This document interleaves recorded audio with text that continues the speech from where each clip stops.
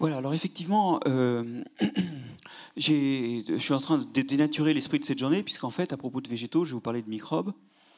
Euh, bon, ce que je voudrais vous montrer, c'est que derrière ce que nous percevons comme un végétal, il se cache en fait des microbes, et qui sont vraiment consubstantiels à ce qu'on appelle un végétal. Alors ceux d'entre vous qui étaient nés en 1934, Agnès n'écoute pas, se souviennent peut-être de l'Ange bleu, hein, et donc de Marlène Dietrich, qui chantait cette chanson relativement connue, je m'inscris dans l'amour des pieds à la tête. Et d'une certaine façon, c'est l'image que je voudrais prendre en filigrane pour vous montrer que la plante est inscrite dans la relation à bénéfice mutuel avec les microbes des racines à la canopée. Et évidemment, le premier point, c'est que par essence, la plante est microbienne. En effet, un abus de langage veut qu'on appelle ça le maïs. Alors, indébutablement, en enseignement, il vaut mieux appeler ça le maïs que de dire ce que je vais dire ensuite, mais ça, ce n'est pas une espèce, en fait. Si l'on réfléchit bien, bon, d'abord, c'est une plante qui présente deux traits caractéristiques de la plante, à savoir des plastes et une paroi.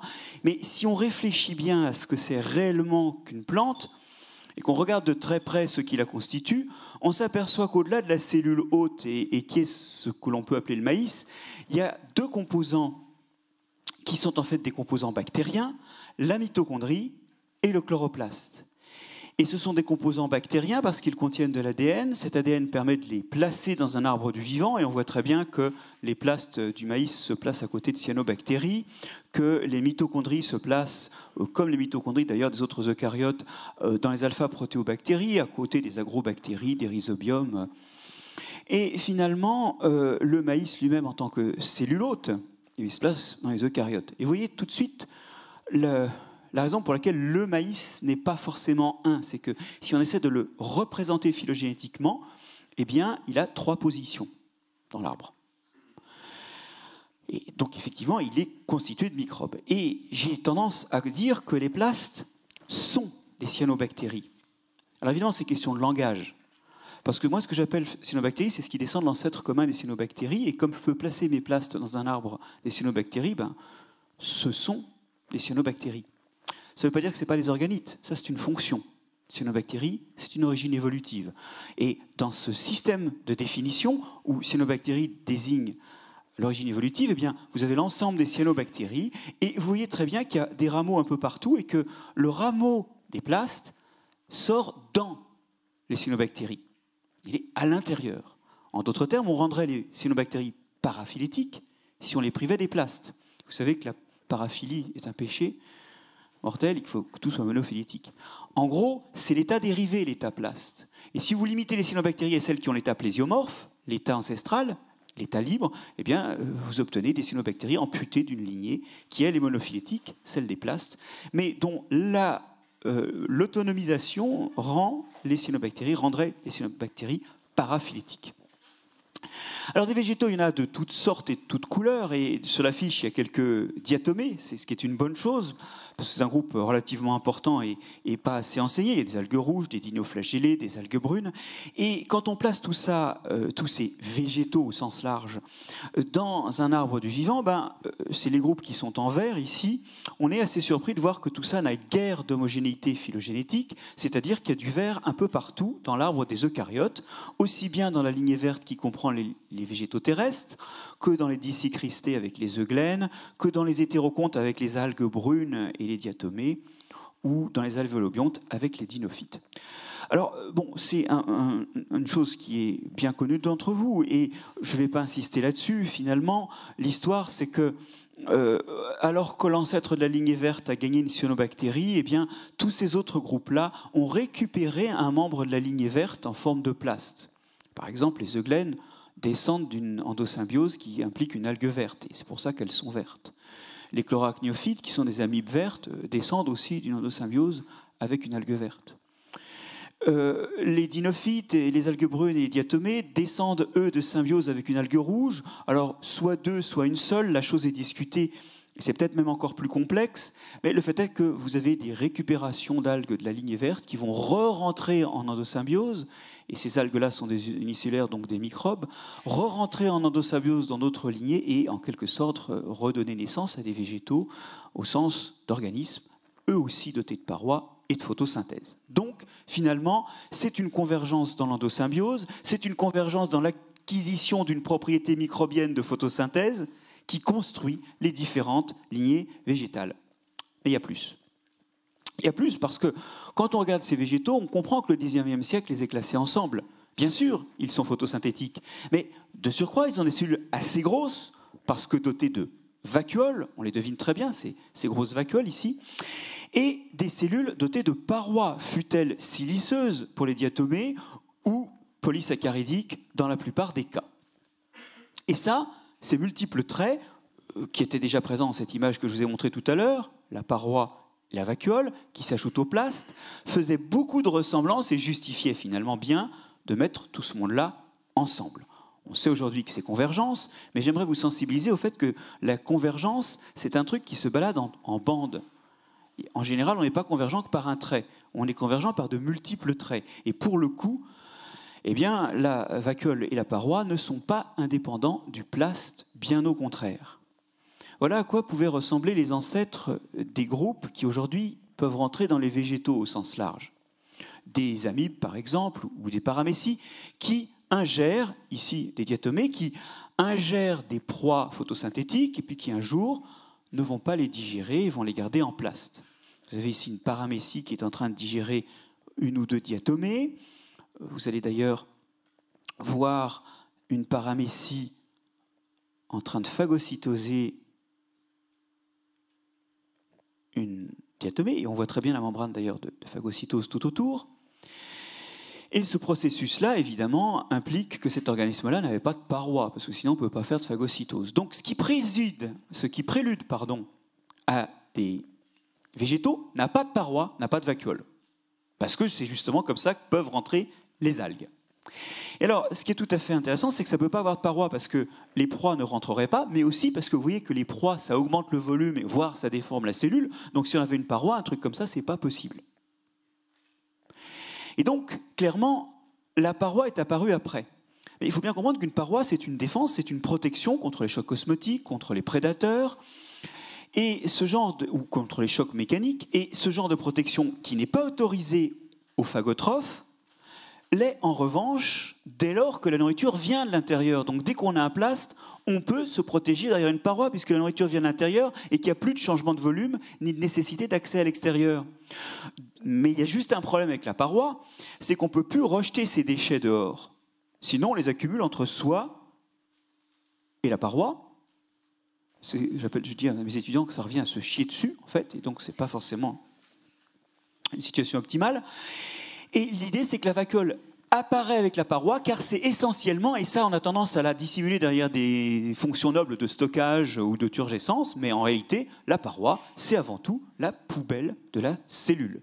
Elle naît de la convergence des compartiments lithiques qui détruisent les parties usées, abîmées, endommagées de la cellule, et c'est avant tout une poubelle, même si elle gagne d'autres fonctions plus positives et plus nobles, c'est juste qu'on ne peut plus jeter les ordures dehors. Et donc, en fait, on voit très bien que le plaste autorise l'apparition de la paroi protectrice au prix de la présence d'une vacuole.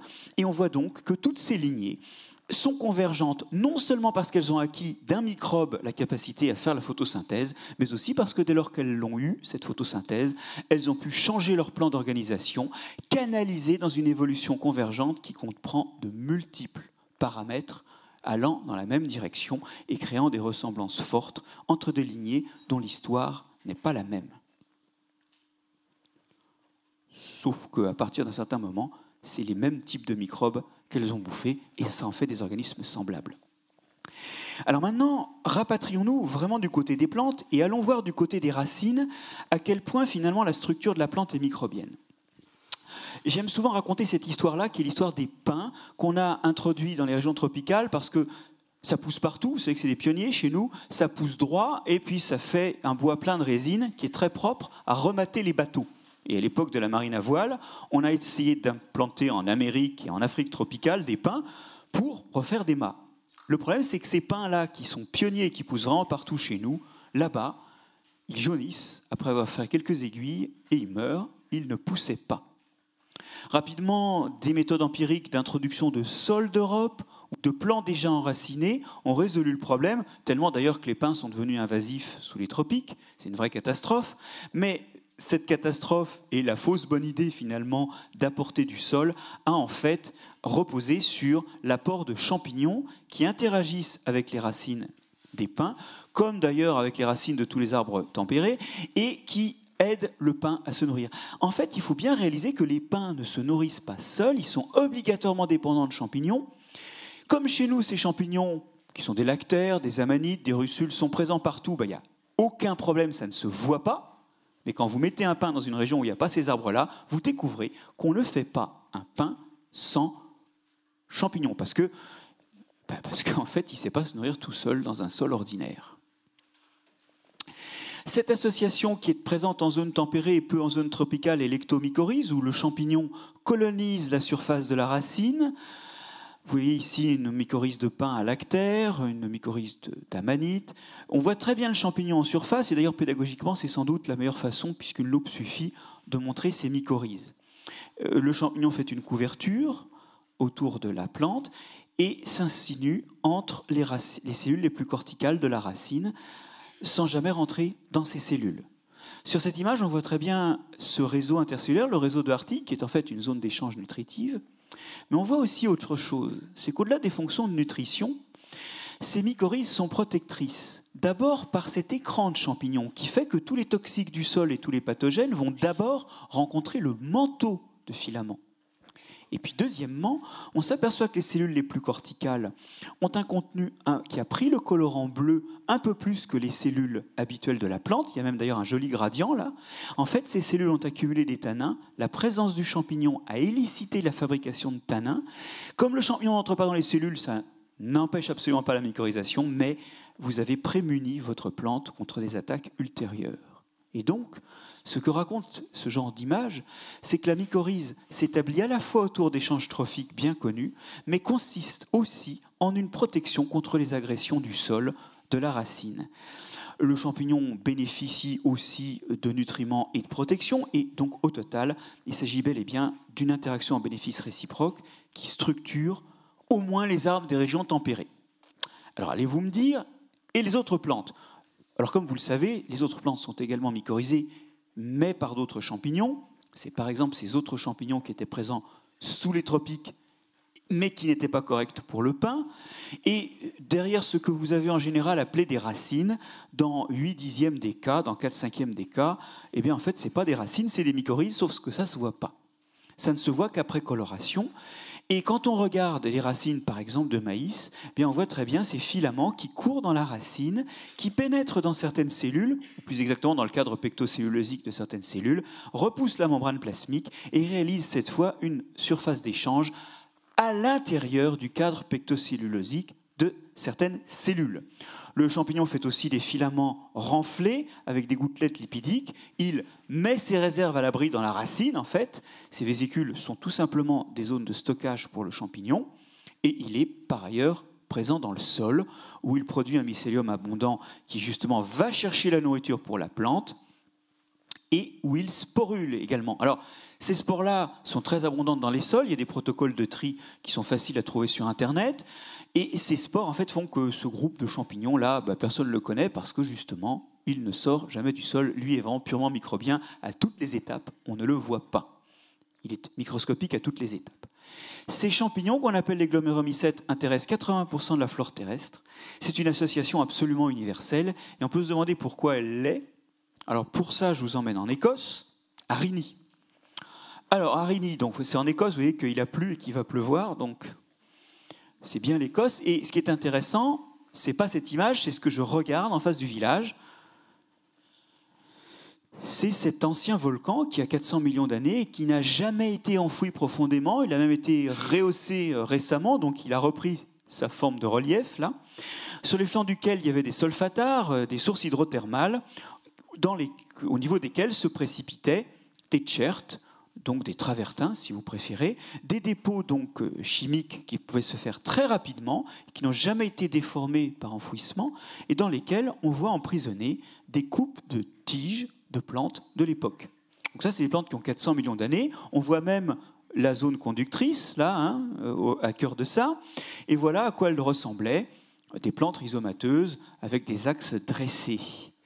Ces roches sont si bien conservées qu'on peut faire des lames minces et de l'histologie sur ces lames minces. Vous avez ici une coupe de ces rhizomes. Vous voyez très bien que c'est des parties aériennes, il y a une cuticule, on voit la zone conductrice, puis une zone ici un peu noire sur laquelle je vais revenir. Le paradoxe d'une telle plante, c'est qu'il n'y a pas de racines. Ce n'est pas paradoxal si on imagine qu'elle provient à peu de générations d'algues qui n'ont pas de racines, mais on peut se demander comment elle exploite le sol.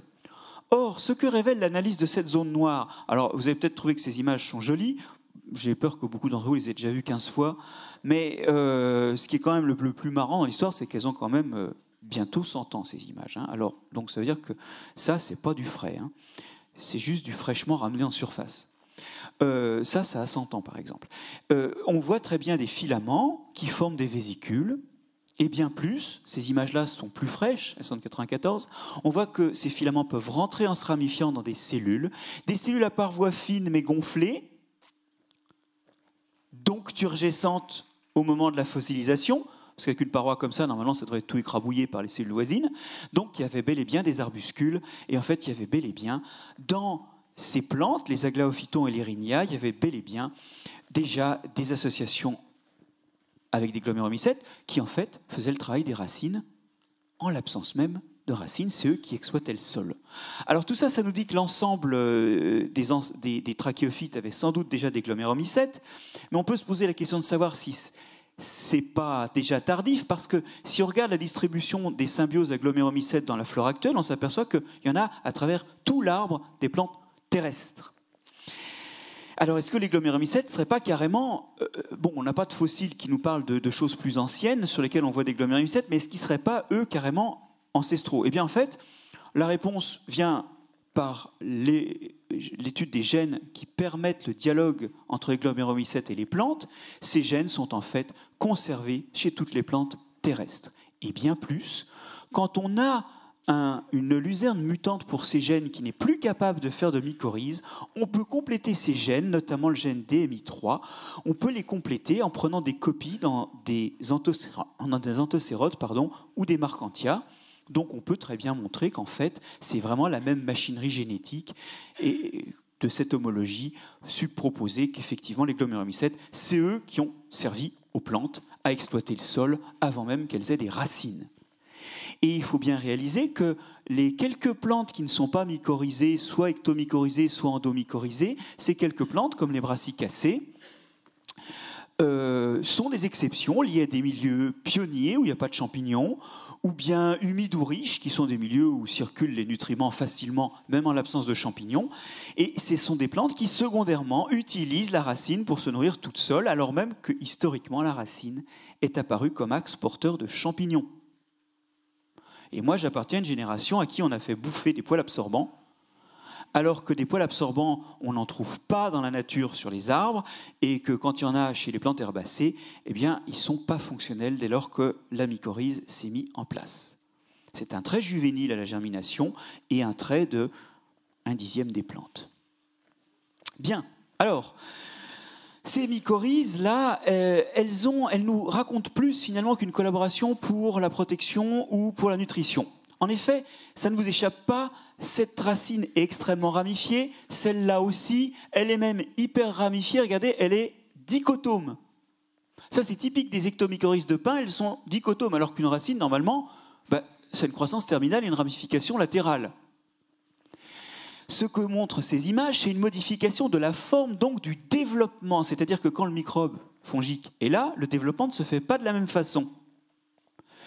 Ça, c'est morphologique. Et en l'occurrence, on attribue cette hyper-ramification racinaire à une production d'auxine par le champignon. Mais j'aimerais vous montrer que la reprogrammation de la plante va au-delà de la morphologie avec des résultats récents qui montre que la mycorhize est plus que le tissage de filaments de champignons et de tissus racinaires.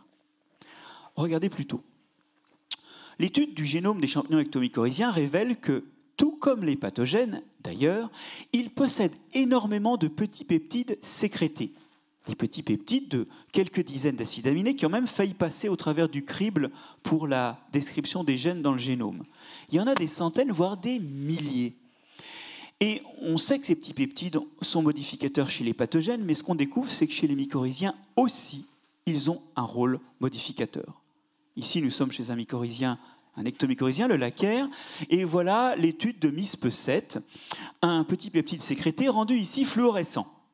Vous voyez qu'il est présent dans le champignon, qui forme un manteau et un réseau intercellulaire entre les cellules les plus périphériques de la racine. C'est normal, c'est le site de production. Mais regardez, il rentre aussi dans certaines des cellules et va s'accumuler dans le noyau. L'expérience peut être refaite par incubation de ce peptide fluorescent avec des protoplastes, dont le noyau est localisé par fluorescence au DAPI ici. Vous voyez que c'est au même endroit que va se retrouver la fluorescence de ce petit peptide sécrété, les deux fluorescences se superposant parfaitement. Et ce qu'ont trouvé les auteurs de ces travaux en poursuivant, c'est qu'en fait, MISP7 dans le noyau réagit avec le récepteur du jasmonate.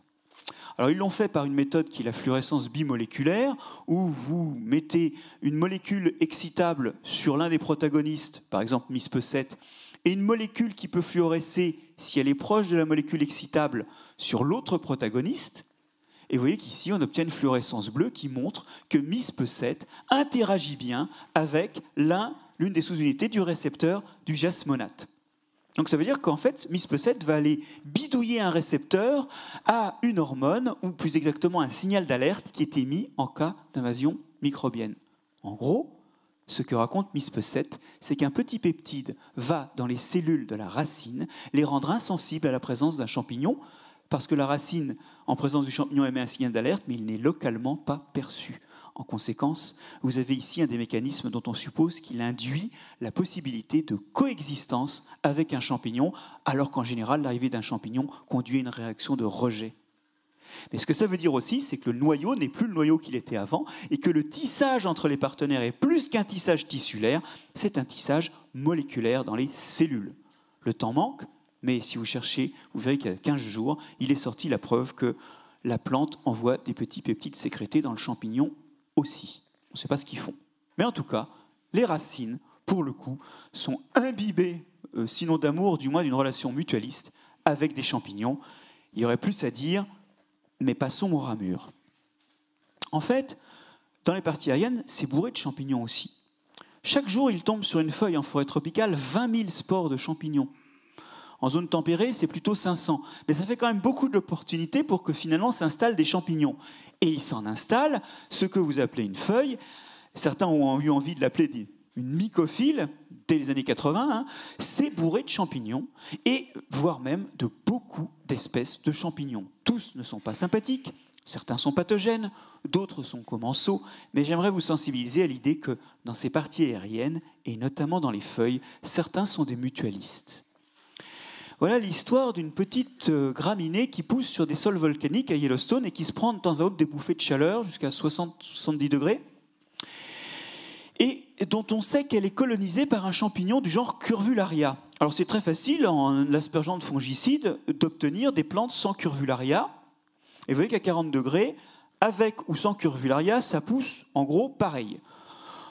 En fait, ça pousse en gros pareil, ça veut dire que déjà le champignon n'est pas nocif. Maintenant, poussons un petit peu sur ces petits pots-là la température, passons à 45 degrés. Alors là, quand il n'y a pas de Curvularia, ça ne pousse plus. Quand il y a Curvularia, ça pousse encore.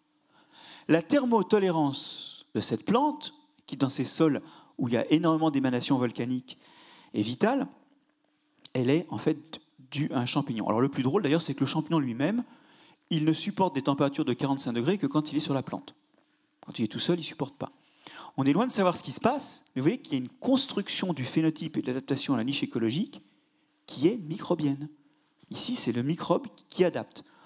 Et, vu du point de vue du microbe, vice-versa d'ailleurs. Maintenant, je vais encore parler de mycorhizes, désolé, c'est un petit peu les choses sur lesquelles je travaille, et donc c'est vrai que souvent, on a envie de parler de ce dont ce qu'on manipule tous les jours. Je vais vous montrer que la protection des parties aériennes est une conséquence de la mycorhisation. Et que donc, ces microbes induisent des effets systémiques. Dans cette expérience, on met un pathogène, l'agent de la pourriture grise, sur des feuilles de tabac non mycorhizées ou mycorhizées, et puis on regarde la taille des lésions nécrotiques qui se forment. On voit que les attaques sont beaucoup plus sévères quand ce n'est pas mycorhizé. Les lésions sont beaucoup plus grosses. Et en fait, quand on étudie la mise en place, l'expression des gènes de réponse aux pathogènes, je vous en ai mis un ici, c'est une protéase qui découpe les exoenzymes du champignon et qui contribue donc à protéger contre l'attaque. Mais j'aurais pu vous en mettre plein. Vous voyez que l'expression de ce gène lié à la présence du pathogène qui défend la plante est élicitée à toute vitesse et intensément chez les plantes mycorhizées et pas chez les autres. Alors que les auteurs de cette étude, dont le nom est caché ici, désolé, les auteurs de cette étude ont clairement fait en sorte que les plantes soient également nourries. Il n'y a pas de problème ici de dystrophie. Et ça, c'est bien connu. Il n'y a d'ailleurs pas que les champignons mycorhiziens des racines qui font ça. En mettant des bactéries ou bien sur des racines ou bien sur les feuilles, vous pouvez obtenir le même effet. C'est le fameux effet de priming, qui est que l'établissement de mycorhizes ou même d'autres organismes microbiens rhizosphériques va en fait rendre la plante capable d'activer mieux ses réactions. Attention, ce n'est pas comme tout à l'heure l'accumulation de tanins, une prémunition avec un plus haut niveau constitutif de réponse. Il n'y avait rien au début. C'est juste que la plante est capable de répondre mieux. En d'autres termes, ça veut dire que la maturation du système immunitaire de la plante est liée à la présence de microbes et que quand ils ne sont pas là, son système immunitaire ne fonctionne pas normalement. Et là, on retouche à quelque chose qui est développemental. Voilà, alors, je voudrais maintenant en rajouter une couche encore sur le développement, parce qu'on est tous convaincus que les plantes sont aidées dans leur protection et dans leur nutrition par des microbes. Mais pour le développement, c'est quand même quelque chose d'émergent. Vous avez vu ici que le développement du système immunitaire ou la forme de la racine sont affectés par des microbes. Et maintenant, j'aimerais prendre en main quelque chose que tout le monde sait, mais que en fait, personne n'a vraiment jamais lu. Je veux dire interprété. Bon, ils vous choquent ces arbres ? Ben moi, il me choque. Mais comme un arbre ressemble toujours à ça, c'est pas choquant. Pourquoi il me choque ? Parce que quand ils sont jeunes, les arbres, les premières branches, elles sont à quelques centimètres du sol. Et vous savez qu'il n'y a pas de croissance intercalaire. C'est plus facile de vous raconter cette histoire-là à vous, d'ailleurs, qu'au grand public. Parce que quand on dit les gens, ils pensent tout simplement que ça pousse par le bas. Bon, vous savez que ça pousse pas par le bas. Donc là, il y avait des branches. Où sont-elles ? En fait, elles étaient bien là. Parce qu'il y a quelques espèces, significativement, c'est des espèces introduites. Voilà une photo prise pas très loin de l'endroit où Robin passe ses vacances. Donc une photo prise en Bretagne avec des pins insignis introduits. Vous voyez qu'on voit très bien les branches basses. Elles sont toujours là. Bon, elles sont mortes parce qu'elles n'ont plus de lumière, mais elles ne sont pas tombées. Alors, où est-ce qu'elles sont ici ? C'est d'autant plus bizarre qu'elles ne pourrissent pas que quand je vais chercher là, je vois que quand elles sont arrivées par terre, les branches, elles pourrissent. Ah oui, mais par terre, c'est plus humide. En l'air, c'est sec. Et le problème, c'est que chaque espèce d'arbre a des petits pathogènes ou des saprophytes qui sont adaptés à vivre sur ces branches affaiblies par l'ombre ou même tuées et qui vont les bouffer. Ces champignons-là sont des agents d'élagage qui ne sont pas introduits avec les espèces introduites, donc elles, leurs branches basses, elles restent là, elles sont invivables pour tous les champignons indigènes. Par contre, pour un chêne, pour un hêtre, eh bien, vous avez, regardez, là c'est un Vulliemia comedens, c'est très banal ça, sur le chêne, qu'il est en train de bouffer une branche basse affaiblie, qui va devenir un moignon, il est toujours là, qui va régresser complètement, jusqu'à donner ça. Alors vous allez me dire, ah oui, c'est sympa, c'est vrai que finalement la forme des arbres, elle est retaillée par le bas par des champignons, bon, mais c'est plus que sympa, parce qu'en fait, vous comprenez bien que tant qu'il dépasse un moignon comme ça, un certain nombre de pathogènes peuvent rentrer, notamment des pathogènes qui, sans manger les tissus vivants, vont manger le bois de cœur qui est mort, et donc rendre l'arbre creux. Et c'est de ça que crèvent la plupart des arbres, c'est de devenir creux et de casser. Grâce à ces agents d'élagage, sans qu'eux ne sont pas vraiment capables de pénétrer à cœur, vous allez rapidement pouvoir faire cicatriser le cambium, refermer l'écorce et protéger le tronc. C'est donc non seulement des agents morphogénétiques, mais ils contribuent aussi à la santé du tronc en éliminant ces points d'entrée de maladie que constituent les branches mortes parce qu'elles sont à l'ombre en dessous du reste de la ramure. Et donc, les arbres sont développementalement, mais aussi finalement phytosanitairement, sculptés par des microbes. Il y en a donc de toutes parts, des microbes. Il y en a de toutes parts, aussi bien au pied qu'à la tête, entre guillemets, de la plante. Et je voudrais terminer en posant une question. On dit souvent aujourd'hui que pour prendre ça en compte, il faut voir la plante comme un holobionte. C'est-à-dire qu'aujourd'hui, et on dit ça aussi pour les animaux, plutôt que de dire que la plante est un organisme, il vaut mieux la charger de tous ces micro-organismes et d'en faire une entité. Moi, je prétends que les gens qui parlent d'holobionte n'ont pas compris la révolution qui est en train de s'opérer. La révolution qui est en train de s'opérer, c'est qu'après 200 ans de biologie des organismes et de physiologie des organismes, c'est fini. C'est-à-dire que toute l'heuristique qu'on pouvait en tirer, on l'a tirée, on peut encore trouver des choses, mais le monde, on commence à le voir différemment et ça nous offre d'autres pistes. Et l'holobionte, c'est juste une façon d'étendre l'organisme vivant. Alors, donc, évidemment, il y avait trop de diapos, mais je voudrais juste vous montrer ceci. La plante, elle est liée à des champignons. Et ça, c'est l'holobionte. Mais ces champignons sont liés à d'autres plantes.